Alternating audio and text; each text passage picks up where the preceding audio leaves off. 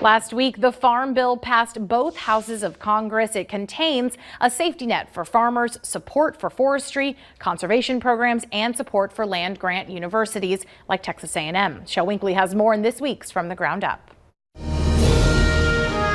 The bill, in my mind, is something that undergirds agriculture. It also helps people who don't have enough food, but it undergirds agriculture. At the same time, it's undergirding the whole ag economy. We have this discussion a lot about what does the Farm Bill do for producers, and it is a support mechanism for producers that when things go really bad, it steps in and makes up part of the difference. It's part of the loss. Joe Outlaw is co-director of the Agriculture and Food Policy Center at Texas A&M and says that if the Farm Bill hadn't passed, many farmers would have had problems getting production loans for 2019.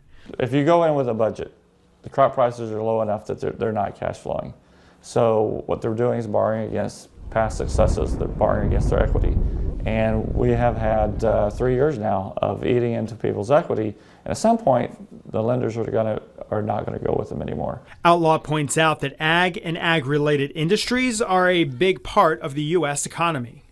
2 million farmers out of 300 and something million people is not that big a deal. But 15% of our employment, because of all the different processing and all the transportation, gets to be a big part of the economy. So this bill is very vital in terms of providing this safety net to the whole, what we call food and fiber complex. Outlaw says that while many people's eyes will start to glaze over when you talk about safety nets for farmers, most consumers understand the importance of having a plentiful and affordable food supply. This bill, through all the mechanisms that it has and all the different elements of it, ensures that we have a safe and abundant and available to them food supply, so that when we go to the grocery stores, they're not going to be turned away with nothing. I'm Shel Winkley, looking at Central Texas agriculture from the ground up.